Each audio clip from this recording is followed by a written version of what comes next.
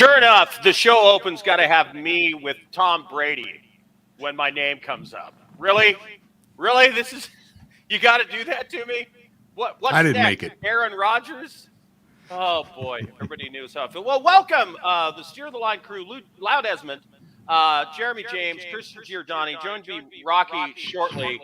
We're going to be doing an intro to a Southern California radio audience in a couple of minutes. We're live on YouTube. We are on Max Wagers. We're part of Winners and Winers. And we're also on ABC News Radio, KMET in Southern California. So a lot of different things going on. We're going to be doing an hour-long show, NFL betting, USFL betting, a little general football talk. And Christian does our Seahawks beat. Jeremy covers the Raiders, and we have Rocky covering the Rams. So there's a lot going on the show, and we're going out in lots of different places. So just be prepared. It's going to move fast. It's going to be wild and wacky at times here on Steer the Line. And this is your crew that you're going to be seeing most every week here on Steer the Line is Jeremy, Christian, and the rest. So welcome. Well, there's Rocky. There's Rocky. Rocky showed up. Yay. Glad to have Rocky. Is anybody else getting an echo in there? Yeah, I got it. Yeah. They were just going to have to live with it tonight and figure it out. We'll be working out. Oh, you're kidding me. We'll be working out the kinks, as we say, as we move along. It's live radio, YouTube. Every time Lou scolds me, I have to 30 seconds. 30 seconds. Here we go to the live intro to the Southern California radio audience on KMET in just a moment. So that must be kind of interesting for people to watch as we get ready for live radio. No, Right. Sean doesn't have an echo. Well, we'll see how that works out in just a minute. We're just about to get the intro to... Here we go, guys. Its management, employees, or affiliates. Time now for the Retirement Show with host James Kaplan. No, we're not doing the And to retirement answer your show. questions at 951-922-3522. I don't think we're doing the retirement show. I'm not quite at that age yet. No, we're not quite there. And now here's Jay. No, it's not in the retirement show, actually. This is the Steer the Line program, where we're going to be talking about the USL, FL, the NFL, and all things involved there, as well as sports betting. So let me start with this. The USFL has a gambling problem. And their gambling problem is that they are not giving the bettors all the information they need in a timely fashion. It is really hard to find information on the USFL about injuries, about just player changes on the depth chart, and it wreaked havoc with my bets last week. And I'm not the only one who's complaining about this. There are a lot of bettors complaining about the lack of transparency in the USFL when it comes to injuries and just changes to personnel. And it's not a good thing. The league is going to grow. It's going to be largely dependent on gambling at the beginning because the ratings aren't that high. But there's money to be made in the gambling side of it. And, you would think Fox, that is really pushing hard this Fox bet thing that they're doing, would, because they're the main broadcast network, would really be on top of the fact that you need to have this information available to bettors, but they're not. So it's a problem. Well, let's recap what happened last week. I went 1 for 3, the Generals beat the Wallers 29-18. I think that was a 10.5 point spread. Had that one nailed. It was an easy win cover for the Generals. So, pretty efficient game for the Generals. New Jersey, Luis Perez the quarterback had about 220 passing yards with a touchdown. Their running back had a great game, 87 yards, 3 touchdowns. Pittsburgh didn't play terrible in the first half, but they just couldn't hang with the Generals, as I had predicted, and they lost by a fairly large margin. The Philadelphia Stars had the game of the week. Wow. They scored 46 points in handing Michigan its 7th loss of the season in a big showing on Sunday. The quarterback, Case Cook, has had 4 touchdown passes and an almost 80-yard touchdown run. Might have been the slowest 80-yard touchdown run I've ever seen in my life, by the way. You know, I based my bet on the Panthers +5 on the fact that their quarterback, Josh Love, the week before had come in, and he didn't turn the ball over, which is what the major problem had been for the Panthers. And I'm thinking, okay, they found a little something at quarterback. The guy doesn't turn the ball over. They play decent defense. I think they'll hang with the Stars. But no, see, this is Jeff Fisher coaching this team. So does he stick with the hot hand? Does he go with the guy that gave him a chance to win the game? Oh, no, we're not going to do that, Jeff Fisher. We're going to put Paxton Lynch back in, who played horrible at the beginning of the season, then got hurt. Oh, by the way, the first thing he did was come in and throw a pick. I think he had 3 on the day, and they got blown out. You know, it's quite possible that Jeff Fisher and John Elway are the 2 worst quarterback evaluators in football history. Just throwing it out there. And then the Bandits beat the Gamblers 13-3.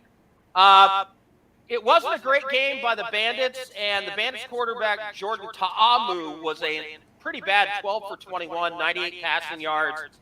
But the Gamblers starting quarterback, Clayton Thorsten, another one of these injuries that wasn't reported, didn't play. And they put in some guy named Kenji Behar, his relation to Joy unknown. But I think she could have played better quarterback than he did. This dude threw some of the worst passes I've ever seen in a professional sports game. And that's saying something, because the quarterback play has been awful for the most part in the USFL. He was anemic, 12 for 21 with less than 100 yards passing. The team scored 3 points and failed to cover the +5.5. Again, I'm screwed by a replacement that I should have known about before the game kicked off. But the information just isn't getting out there. Rocky, you're shaking your head. You feel my pain. Yeah. That's called being snake bit. Well, doesn't the USFL have a responsibility if they're going to promote? I mean, I can understand if they're like anti-gambling. That's one thing. But you have Fox pushing Fox bets the whole freaking game, and then their league that they're running doesn't get injury updates and player updates out there in a timely manner? Without question, Lou, this is something that has to be real-time notifications. You go to a horse track, you go bet on a horse right before the race, even like 5 seconds of it scratch. Your bet's nullified. You know what I mean? You get your money back. The real-time updates on betting is an absolute responsibility that they have to take care of. But that's just not acceptable at all. And I'm sure they're going to get more than just a little flack from a few bettors. There are actually federal organizations that are going to chime in on this one. Jeremy, you're more of a fantasy football guy, but if you were starting a key player on your fantasy football team and he was injured earlier in the week in practice and was not going to play, and you didn't find that out until the game kicked off, would you be a little annoyed? Well, yeah. You're putting your money on the line, trying to have a little more fun with the game, I suppose. Like you said, betting's not really my thing, but I understand the excitement of it. And I understand that, a lot of people bet, well, obviously to win. So when you don't have the information you believe you should have, or you have bad information or misinformation, or if they're just not telling you things like who's going to be starting, it's going to make it kind of hard to, make proper bets and make the right bet and put your money in the right place. Round robin, let's close this out with Christian. Do I have a right to be upset? Yeah, you definitely have a right to be upset about the whole situation. I'm not going to push your team myself, but I don't have much to say about it. Go on, Lou. Well, I just got to say, it annoys the you-know-what out of me. I would have never bet those two games that way if I had known what I found out right after the game kicked off. I mean, when that guy, Behar, comes out to play quarterback, I'm like, I'm sorry, who is this? And then they cut to Thorsten on the sidelines. Well, he had surgery on his elbow on Tuesday and is out for the season. What? Now you tell me? Yeah, no. Not happy about it at all. All right, let's go to the picks for this week. I've got 3. Generals, Stallions, and Stars. Generals minus 7.5. Stallions minus 12.5. Stars minus 8.5. So here's my breakdown. The New Jersey Generals covered easily against the Maulers last week. And, now they face a team that might be even worse, who gave up a whopping 46 points to the Philly Stars last week. The Generals did struggle to score last week, but they're better than the Panthers by a mile. And by the way, the Panthers are coached by Jeff Fisher. So I think they easily cover the touchdown and the hook easily. New Jersey Generals minus 7.5. Then you've got the Stallions versus the Gamblers. This is a big number. 12.5. The Stallions are favored by, and I like it. Look, the quarterback that I just said can't play, Kenji Behar, is going to start again. Unless there's another injury or something and they don't tell us. But that's what I'm assuming right now. He's throwing balls out of bounds, into the dirt, over receivers, under receivers, as well as to the other team. Look, the Gamblers are one of the two best teams in the league. And the other team, they're a mess. The Gamblers, they're just bad. I tried to give them the benefit of the doubt a couple weeks ago. I got bit by them last week when they put in this new quarterback and the other one was injured who was keeping them in games. So forget it. I'm done with them. And I like them, the Stallions, to cover the 12.5. And then the Stars and the Maulers. I mean, the Stars exploded last week. 46 points. Their complicated passing game with their rub routes and their crossing routes and all of that, which I kept waiting for it to really click. It did finally last week. As I said earlier, Case Cook has had 4 touchdowns. A lot of this was bad Michigan Panthers defense, but I have been waiting for the Stars offense to really take off. It's been so close all season long, and they finally did. And now a team that was an early season favorite to maybe win it all is building a little momentum, and they are pushing towards the playoffs, want to make some noise, and they're playing a team in the Maulers that are just, they're done. They're a dumpster fire, stick a fork in them, whatever you want to say, they're finished. So once again, the picks this week: Generals minus 7.5, Stallions minus 12.5, Stars minus 8.5. Any questions, class? No. Well, I know you guys aren't following the USFL as close as I am. we're actually starting to, and I was invited to do a segment down here on Telenoticias Channel 7. Really quick, a young lady came down. We had a quick filming session and I spoke about Steer the Line. And as it turns out, there are some people down here who are actually interested in, besides American football, they're watching the USFL. So yeah, it's starting to gain a little steam. And I'm gonna tell you, Lou, right now, Las Vegas is gonna have a problem with that real time updates on injuries and holdout and who's sitting, who's playing. That's gonna be a real problem. They're gonna fix. I imagine they're gonna fix that real soon. But not only are we watching USFL now, other people are starting to watch it. Well, the USFL numbers haven't quite crossed that magic million viewer mark, but they're not far off. They're 840, 900. And I think the league is gaining momentum. The quarterback play has been a real problem. I can't believe how bad the quarterbacks are. I mean, I watch a lot of college football, and I'm like, man, I see college quarterbacks that are way better looking than these guys. And I'm wondering, is it because they're playing with a bunch of inferior other players? Is it because they just threw the teams together? Or are these guys that just don't have the talent to be in the NFL, and kind of like that 32-year-old rookie who's still in Double-A, they just haven't quite figured it out and hung it up? Christian, do you think maybe some of these guys are just chasing a dream that they shouldn't be chasing? I mean, yeah, in every that are never going to really accomplish a major career to the NFL level.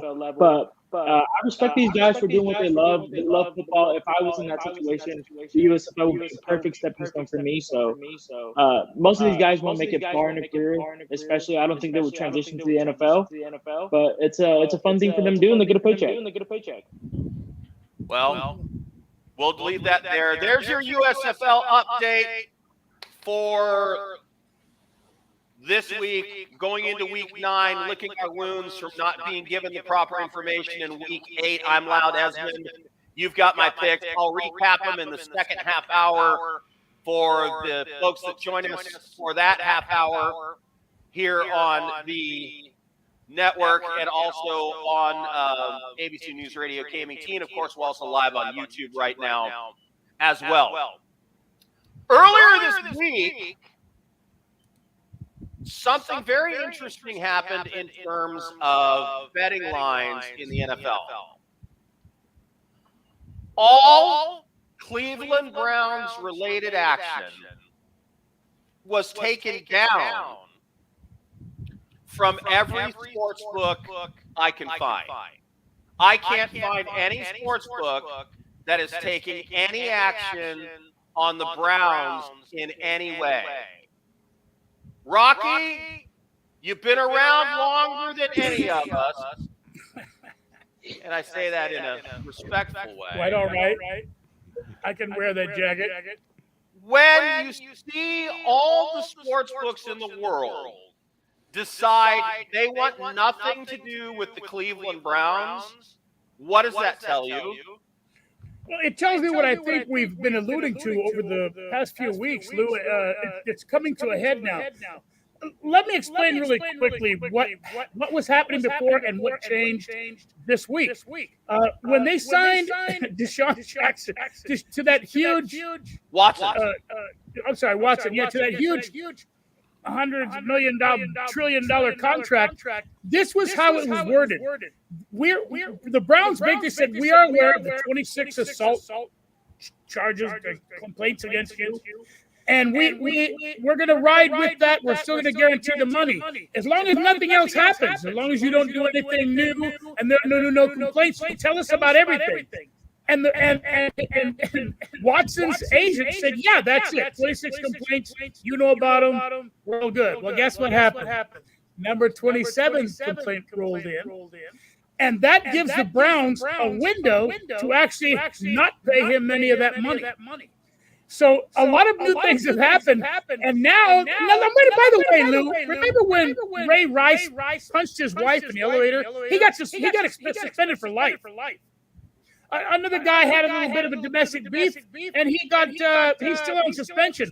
I have never seen a player in any sport be protected the way Deshaun Watson has been. We haven't heard a peep from the NFL or anybody else. He just shows up for practice like everything's everything and nothing's happening, man. And everybody's cool and everybody's quiet.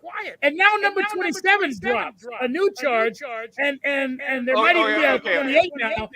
And this was not included in the contract negotiations.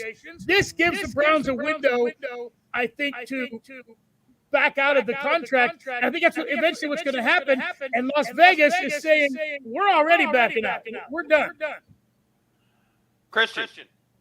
Yeah, Deshaun Watson has got a 24th lawsuit. The final number, they finally released all the numbers of the women he's seen in that 17-month span. It was 66 women, And they're speculating that might go as far back to his college days at Clemson University. So this isn't a thing he's been doing since Houston. It might be a thing he's been doing since a young man at Clemson.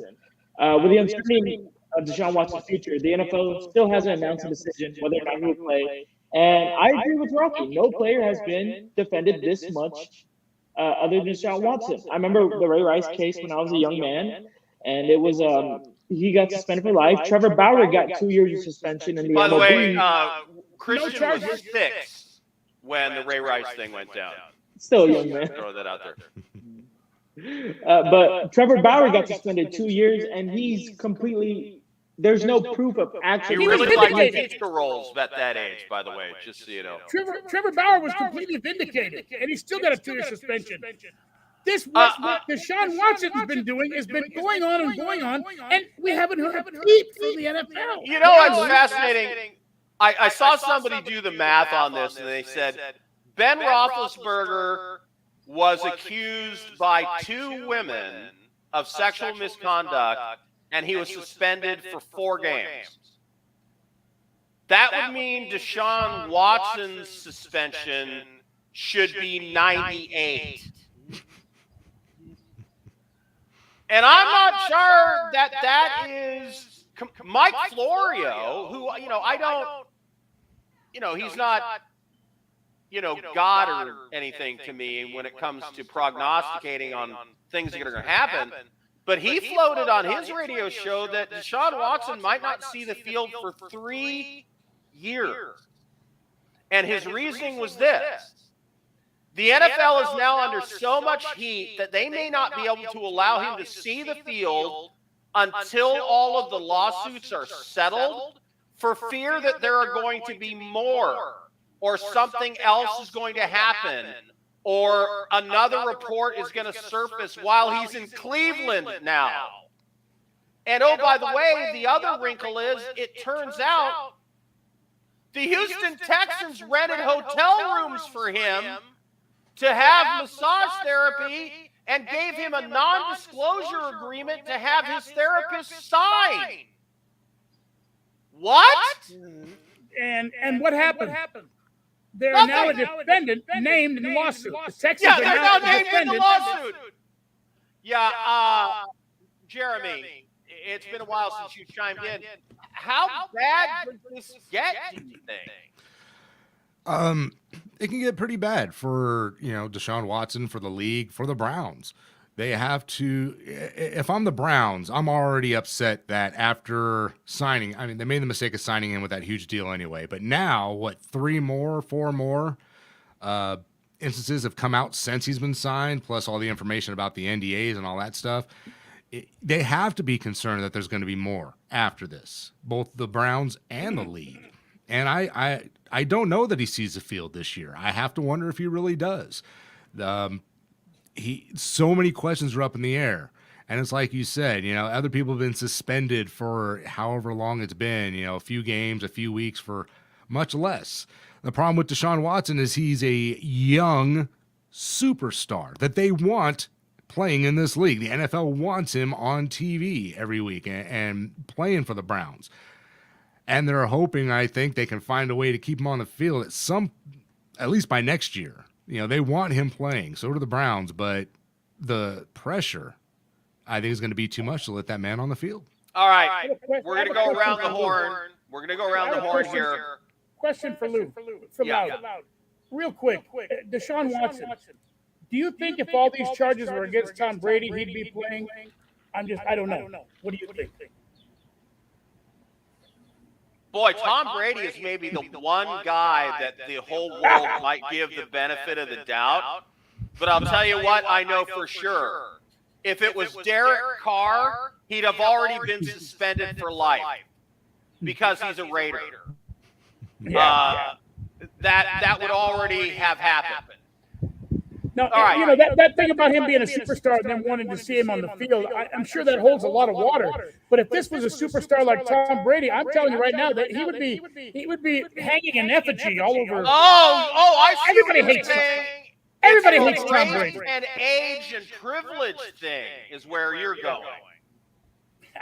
In other words, well- if Deshaun Watson was old and white, Yes, this might that's be my different. point.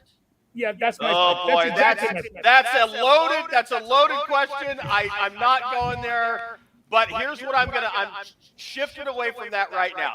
Here's what I want to know. This is, after all, a betting show.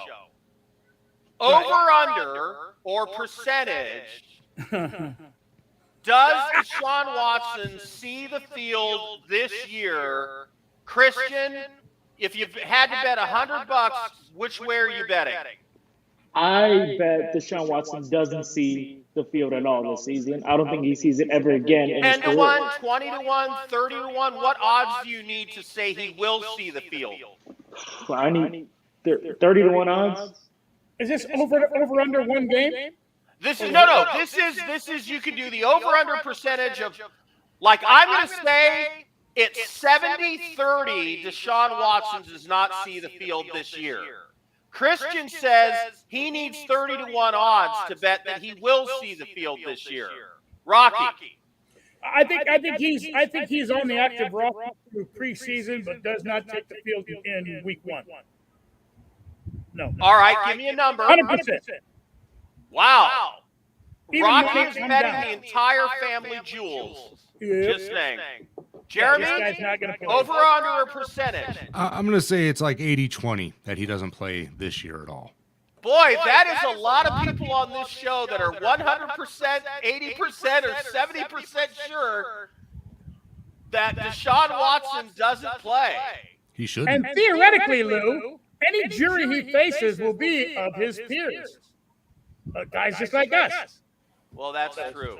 That's true. You know, You better hope not. it's the drip of the story and the fact that his accusers have been so forward and just unwavering and stiff in their. Okay, that's two. First you just drip. Now you did stiff. They're not sneaking by me, Lou. I'm just Talking saying about Deshaun Watson. they've been pretty forceful in their accusations and unwavering. That's all I'm trying to say. 1 Right. minute. All right, we're going to get out of KMT ABC News Radio for Steer the Line in about 45 seconds. Jeremy, why don't you take us out of ABC and make our transition over to just being on YouTube and Steer the Line on Winners and Winers and Max Wagers Network. Yeah, for those of you listening on the radio right now, if you want to join us for another half hour, find us on YouTube in the just Winners and Winers, Steer the Line. Look for that. You'll find us on there right now. We're about to get out of here. We're Loud gonna- as- Yeah, that too. You can find us on YouTube. We are live right now on there, so go join us for the rest of the show. Otherwise, we'll see the radio guys audience next week, same time, same place, right here, 5 o'clock every Friday. For Steer the Line, go Raiders, go football. We'll see you guys next week, unless you hop over to YouTube. See you then. Right. So there you go. We're off the radio, I think now. Yeah, Rip, yes, we're rip, off. I rip. saw Sean leave, so we are now here just on the tube. Everyone, Steer the Well, Line are we here on live on YouTube the today. Max Wagers Network tonight as well? Yeah, one of those. Yeah, that's the one we're on. Right. Max Wagers Network. We're There you live go. on our YouTube channel for Steer the Line. So these are the two places you can be seeing us right now. This is sort of the after party. We did the show on ABC News Radio KMET, and now Steer the Line moves over to the YouTube channel, and we continue on the Max Wagers Network. And, of course, you can also find me and the rest of the crew on Winners and Winers as we do our USFL picks throughout the week. And I'm going to recap those right now. It was a tough week last week. There was, as I said earlier in the show, the USFL has a gambling problem. They're not getting the information out to the bettors in a timely fashion, and they have got to get their S together about that, or people like me are going to stop betting, and that's going to lose a lot of interest in the league and really hurt them. Picks this week: Generals minus 7.5, Stallions minus 12.5, Stars minus 8.5. Generals of New Jersey take on the Maulers of Pittsburgh. The Generals are one of the best teams in the league. The Maulers are just bad. So, do I see them covering 7.5? Sure. The Stallions and the Gamblers. The Gamblers started some guy at quarterback last week I've never heard of. I'm not going to get back into when we found out and when the injury happened to the other guy and how that's bad and we should know more. But the Stallions, again, one of the better teams in the league. The Gamblers, they're going to start that guy at quarterback again. The Gamblers only managed 3 points last week with him at quarterback. It's a big number, 12.5, but yeah, I'm going to take it. I think it's not going to be really hard for the Stallions to cover 12.5 against them. And then the Stars, who scored 46 points last week, their offense really took off finally, and they were one of the favorites to win the whole thing early in the offseason. Phillies in the playoffs looking to build momentum. And the Maulers, who they play, of Pittsburgh, who are 1-8 at this point, they're done. They're 1-7. They will be 1-8 after this week. They're finished. They're a dumpster fire. Expect the Stars to cover the 8.5. So I'm going chalk with all my picks. Generals minus 7.5. Stallions minus 12.5. Stars minus 8.5. When we wrapped up the show over on CAMET, we were wrapping with, well, we don't think it's the whole crew, and I don't know what happened to Christian, but Rocky Giordani is here, Jeremy's here, Loud Esmond here. We were all in agreement that there's a very small chance that Deshaun Watson sees the field at all next season. Rocky, you want to recap why? Well, Lou, did the echo just disappear when Lou turned his mic off? No, it's still there. Okay. So then what happened? Basically, that's loud to you, by the way. Loud, sorry, buddy.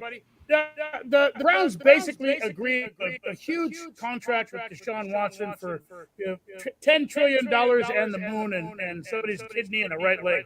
He's getting all that just for playing football. And what they agreed to was we're going to guarantee all of this money, 100% of it, even though we know about the 26 accusations of sexual assault against you. So doesn't matter whatever happens, happens. Sexual misconduct. It's okay, right. Sexual misconduct.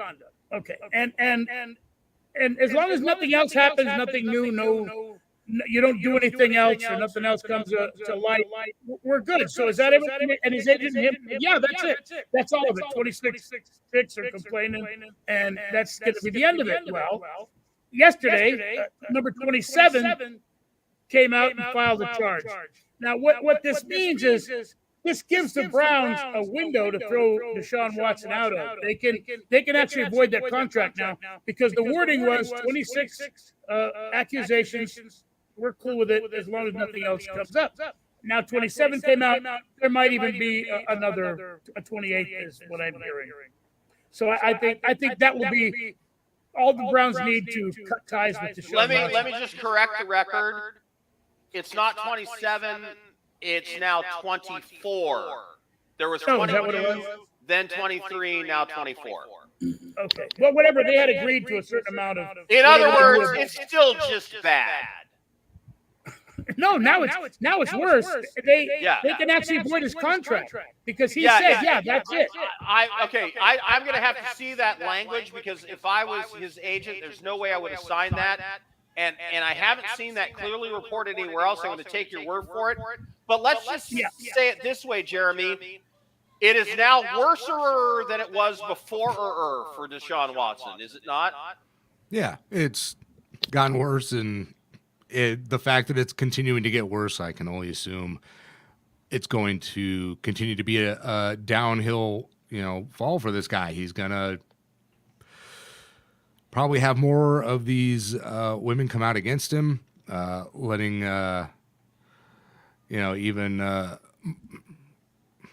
Look, I'm uncomfortable with the whole thing. The whole story is just sort of ick, and Okay, I'm not going to go there. Why? What his motivation is and all that. It's just bad. And I don't think the NFL is going to be able to put him on the field this year. I don't think they're going to be able to put him on the field until all the lawsuits are behind him, because they're going to be afraid that some other shoe is going to drop. And well, that's just me. All right, let's talk some NFL over and unders, shall we? After all, it is a betting show. Yes, All right, let's start with this. Denver's number, the Denver Broncos, is over or under 10 wins. Go around the horn, Jeremy. Over or under 10 for Denver? Under. Over or under for Denver? Under. Rocky, 10 for Denver. way under. Okay. Russell Wilson being traded to Denver took them from 4th place in the AFC West and nowhere to a favorite to win the AFC West and to win 11 or 12 games. And then all pundits on ESPN and all the other networks, Denver's a playoff team. Denver this, Denver that. I live in the Pacific Northwest in Seahawk land, and I watched Russell Wilson play all last year, and he didn't play all that good. And by the way, Tyler Lockett is one of the best deep threats in the NFL. He's number 3, I think, in deep threat receiving yards. And the other guy, oh boy, his name's escaping me. DK Metcalf. Yeah. He's a beast. The guy is a physical freak as a receiver, and Russell could often just scramble around and throw the ball sideways in the air, and somebody on his team would come down with it. He's not going to have that luxury at Denver. Jerry Jeudy, and I don't even know the other guy's name. So here's their schedule. Opening night at Seattle. Then they go to the Texans and then the 49ers, and then at the Raiders. Then they play Indianapolis. Then they're at the Chargers. Then they get the New York Jets. Then they're at Jacksonville in London. At Tennessee, again at the Raiders, at Carolina, at Baltimore, Kansas City, Arizona, at Rams, at Chiefs, LA Chargers. Holy S, is that a tough schedule. Rocky? It is a tough schedule for a team with the new head coach, new offensive coordinator, knew everything, knew everybody, and a new quarterback. Listen, Russell Wilson, his athleticism and his elite athleticism hid the Pete Carroll's, conservative offense, happy as it was. I don't think he's going to be able to do it as much in Denver. However, I really do believe that his last year was a fluke. He won it out, and now he's found a new home, and everybody loves him. And I think Russell Wilson will account for a few more wins than probably we're giving them. But I don't think they go over in any way. But I think they're going to have a better chance with Russell there. But he's not going to be able to do what he did in Seattle. It's not as good a system. Yeah, Russell's not going to be very productive in Denver. He doesn't have the offensive threats he did in Seattle. And I get Denver's defense is very elite, but there's no offensive power behind him. And especially in a tough AFC West, I can't see him making it to the playoffs. I can't even see him making a winning record. Jeremy. Yeah, I'm with all you guys there on that one. My thing with Denver, they've got Russell Wilson, but his weapons are, while they've got some good receivers in Denver, they got a good running game. It is a bit of a downgrade, I think, from the 2 guys he had in Seattle down to Cortland Sutton and Jerry Jeudy. While talented, not as talented. The one advantage that he has being there in Denver is the defense in Denver was really good. They were like top 5 in scoring defense last year or something like that. So they got a really good defense, but he's got to brand new head coach who's never been a head coach, brand new OC who's never been an OC, and a brand new defensive coordinator who's never done that job either. That's a lot to come together. There is somebody on this show that made that point a couple weeks ago. I can't remember who it was.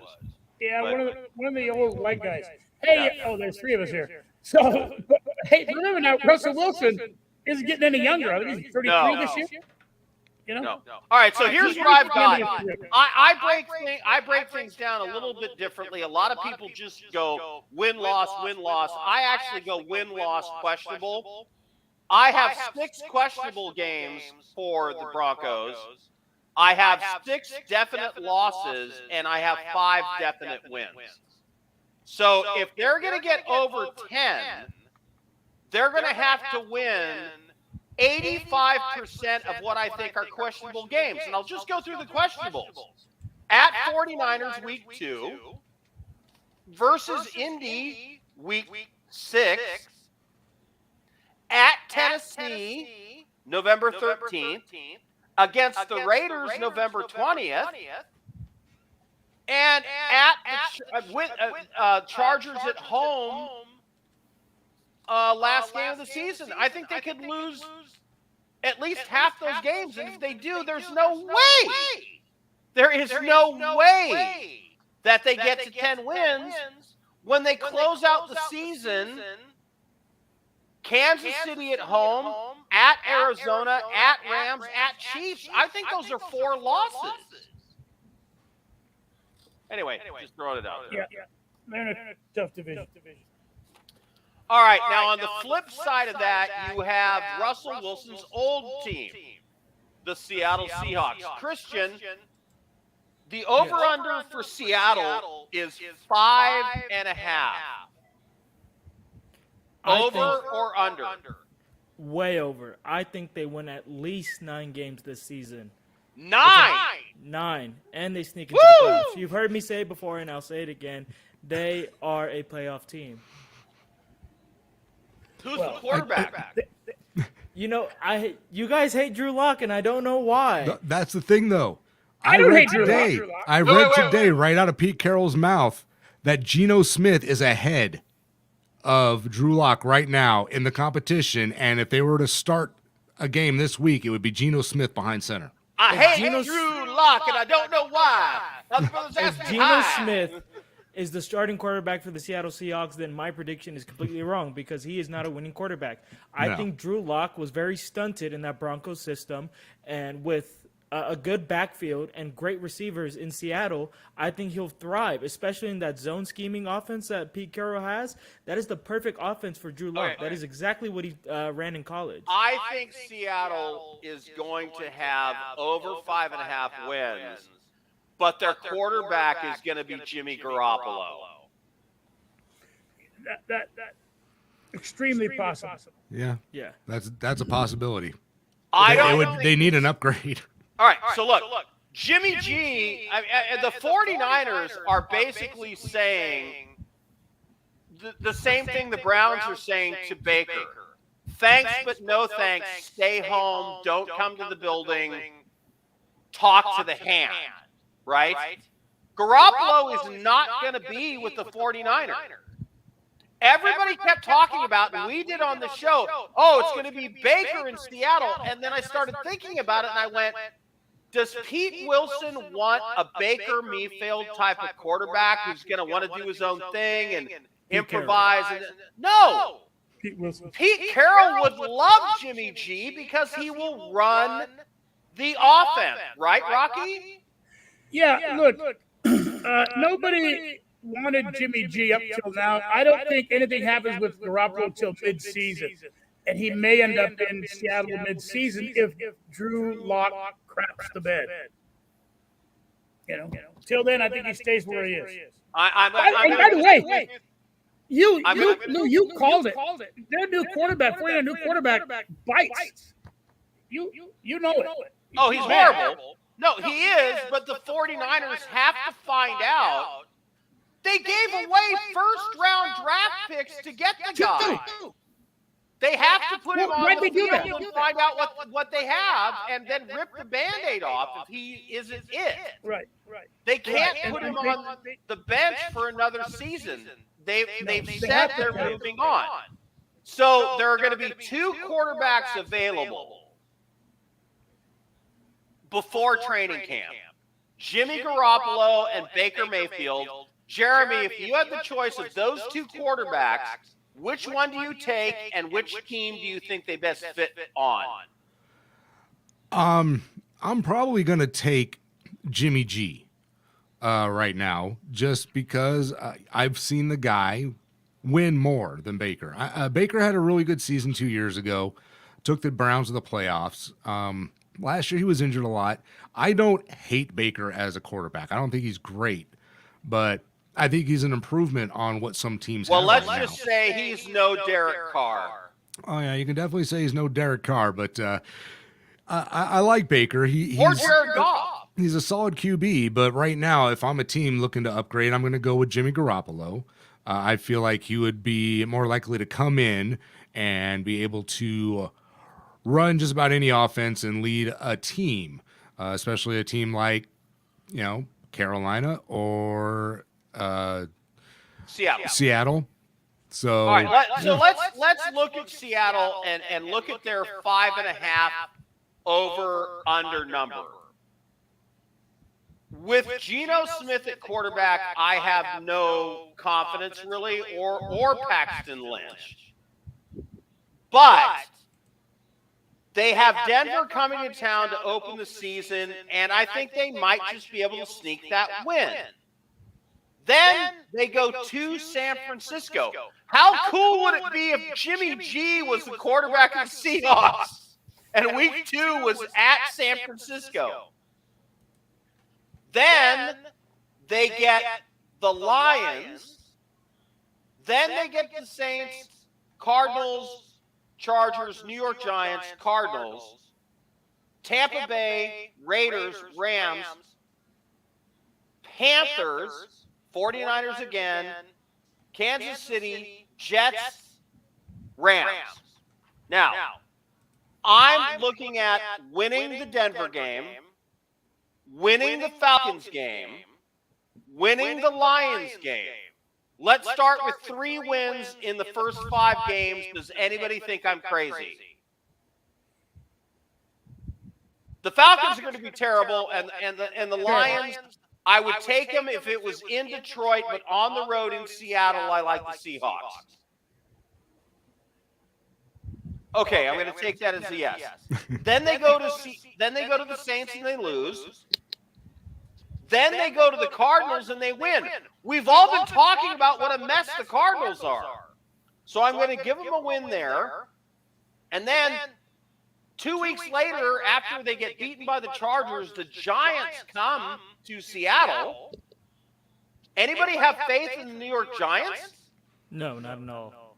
no, they're a quarterback away There's still. A couple of new defensive guys that are going to be impact players, but they're not going to make enough difference this year. And then the Cardinals They're just come 40. to Seattle. The Cardinals come to Seattle to die once every year. That's just what happens.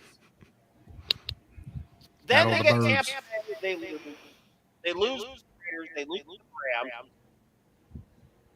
They beat Carolina. Then I'm going to say San Francisco 49ers them 15 they win that game because they're not that bad at it. In fact, they lose to the Chiefs and they beat the Jets, and that's 6 wins. Yeah. They might get 6 wins if they upgrade their quarterback. If they go in with Geno, I don't give them a chance much at all this season. If they have Geno Smith at quarterback, they might get 6 wins. If they have Jimmy G, which I think they're going to have, I think the reality is they actually have a chance at winning 9 or 10. Geno Smith is a backup. Yeah, He will be back up this year. He will not start week one. Well, What that's what we're thinking. Don't care what the head coach says. About Yeah, his no, coaching. nobody says to the press. I don't care what he says to the press. Well, he could have said, "Oh, Geno Smith is just a crappy little backup. We don't even need him, but he's all we got." He's not going to say that, but that might be what he really thinks. You know what I mean? That's what I think. All right. My last over-under. I love this team. I really love this team because I love their coach. I am going to be a fan this year of the Detroit knee biter Lions. Honestly, I just like their coach and I like their culture. It's a throwback. Now, the Lions, get this. The Lions won 3 games last year. Their over-under is 6.5. Seattle won 9 games last year. Their over-under is 5.5. What? This is where you have to look at something that the bookies are doing and go, okay, something doesn't make sense. So here's the Lions. They've got to win 6.5 to go over, and I'm going to say they'll go over, and here's why. The Eagles come into town, game 1. I think that's either way. Then they get the Commanders. Carson Wentz is horrible. I say they win that game at home. Then they're at the Vikings. Is anybody scared by the Vikings? I'm not. I'm going to put a question on that game. Then they get Seattle in Detroit, and I said that was a win for Detroit, and I'm giving them a win. Then they lose to New England. They lose at Dallas. Miami comes in, and that's a question mark for me. Who the hell are they going to be? They lose to Green Bay, and then Chicago, they go 2 and win. They win at the New York Giants. They lose to Buffalo. They win against Jacksonville. It's questionable against Minnesota. And then they win when the New York Jets come to town, and they close out with a win at the Panthers and the Bears. I'm saying the Lions are going to win 8 games. That all depends on Jared Goff's productivity. Yeah. Well, They're scrappy. They were scrappy last year. They hung in a lot of games, and there were a number of games that they were right there at the end and just couldn't pull it off. So, another year under this. Yeah, another year under this coach, and another year with Goff in this offense. A couple of new weapons here and there. I don't know how soon they're going to get Jameson Williams on the field, but he's going to give them an amazing weapon once he's full swing again as well. So, I don't know about 8 games. I don't have a lot of faith in Detroit usually, but I'd like to see him do it. And maybe I'm buying into a little bit of wishful thinking too, because God, I'd like to see the Detroit Lions actually matter in the NFL for once, because they've been just an irrelevancy for so long. But I love their coach. I love the culture that they're building, and I think they could do great things. And I'm predicting they're going to be over that 6.5. It might be 7, it might be 8. And you know what? On the outside, it might be 9 or 10. That may sound crazy, but I just think Jared Goff, he took a team to a Super Bowl, man. How many quarterbacks do that? Not many. They have one of the best offensive lines in the NFL. They've got decent running backs. They now have decent weapons on the outside. T.J. Hawkinson's a good tight end. They shored up the defense with Aiden Hutchinson and the other picks. I think this is a team that could make some noise and surprise some people. So there's that. Well, All right, Raiders. Raiders update, Jeremy. Smash mouth football. People are going to love them. Absolutely. Raiders update for me is Devontae Adams said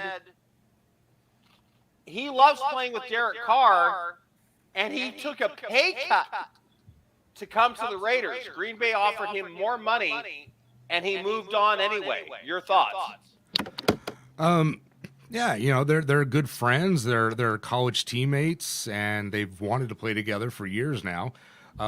there was actually a story that came out earlier today that Devontae was comparing playing with Carr and playing with Aaron Rodgers.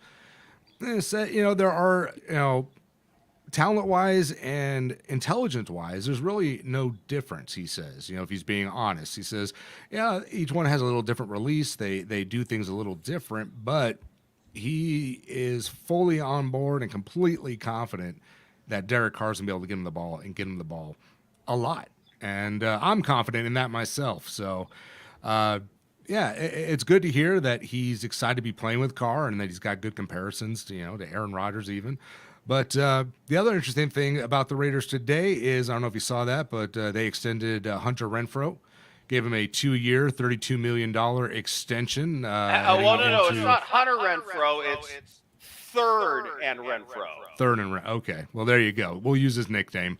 But yes, he's got his extension as well for 2 more years. Nice payday for that guy. And now really their last Darren step. Waller's next, right? Yeah, Darren Waller's the last one there. If he get him situated for another 3 or 4 years, then they're going to be locked up with some talented guys over the next 4 years, and this team should be able to make a run. Devontae Adams, Hunter Renfrow, Darren Waller, a stacked running back room. The only question mark for me is the offensive line, and they seem happy about it. And the Raiders also have $21 million of cap space right now that they're not using. Well, a little bit of it went to Renfrow, when he got his extension, but. Yeah, no, they're going to be able to use some of that money probably for Waller if they decide to do that this year. And there might even be a little bit for another free agent or two. There's some guys out there I think could still help this team. Honestly, you talk about the offensive line. I would love to see them bring in J.C. Tretter, formerly of the Cleveland Browns. He's a center. He's considered, by a lot, one of the top 10 centers in the league. He doesn't have a team right now. And then they can shift the rookie out to guard, because they seem to be putting Leatherwood at right tackle in minicamp this year. So we'll see how that goes. We'll see how that works out. I hope it does. Rocky, Rams update. How are they doing this? How are they hiring all these players and not losing the salary cap war? It's insane. They just keep finding money in the sofa cushions, man. They got Matthew Stafford got a mega deal, and now they've signed Cooper Kupp and Aaron Donald. The new Aaron Donald standard, he's making $33 million a year now. That for a defensive lineman is absolutely unheard of. It's the new standard. Wait. Hang on just a second, Rocky. I've got to say, I like how you do business. I like how you do business, baby. Now listen. This is something they cannot keep doing. This off-season spending, what is that about, dude? What's that? Nothing, man. Nothing. What is that? I like how you do business. I like how you do business. Good. Hey, listen. Four brothers. That's one of Lou's favorite lines from a movie no one saw. All right. Anyway, they cannot keep this up. But they did it for this year. They've got one more left to sign. They just have to sign OBJ. Everybody else has got their max contracts. There's nobody else making money, and they actually gained some money. They earned $7.5 million, I believe, in cap space. They just have to find money to pay OBJ his. What's he looking for? Christian, $12.6 million. He's looking for $16.7 million this season. $16 million, and the only way they can do that is by restructuring. The only guy left that they have a big contract is Jalen Ramsey. Christian, can they just cut a bunch of players? Where can they find that money? Can they cut some players? They can't cut any players. Everyone under Matthew Stafford is making less than $3 million this season. Even their newest signing, and Bobby Wagner's only making $2.5. So the only way they can get OBJ under the salary cap is to restructure Jalen Ramsey's $23.2 million up to about. Now, see, that's what I got. How did you come to that conclusion? God, kids today, like I did the math on they're it. just on top of all the numbers. By the way, You did the math. Right on. I have So two they beautiful restructure children, and I'm Jalen Ramsey and they probably. sign OBJ. They're done. By the way, I have two beautiful kids. I'm probably beyond the age of having any more children, but if I did have one, their name would be Max Contract. Max contract. Yeah, we got to put some cleats on you, bro. Get you back on the gridiron, Christian. No more baseball. Ladies and gentlemen, Max Contract. Desmond taking the line. Oh boy, this has been fun, guys. Isn't this great? We're on this channel, that channel, this other channel, and back and forth and on and off. Jeremy, take us out. Well, thank you everyone for joining us here on our first ever YouTube live broadcast. For those of you who switched over from the radio station, thank you for doing so. We can be heard every Friday at 5 o'clock on KMET 1490 in Southern California, and we can be seen for a full hour every week now here on YouTube and various other social media. Go Raiders, go football. Go Raiders, go football. We'll see you guys next week. Yeah, send Max contract down. Peace out. That echo, man.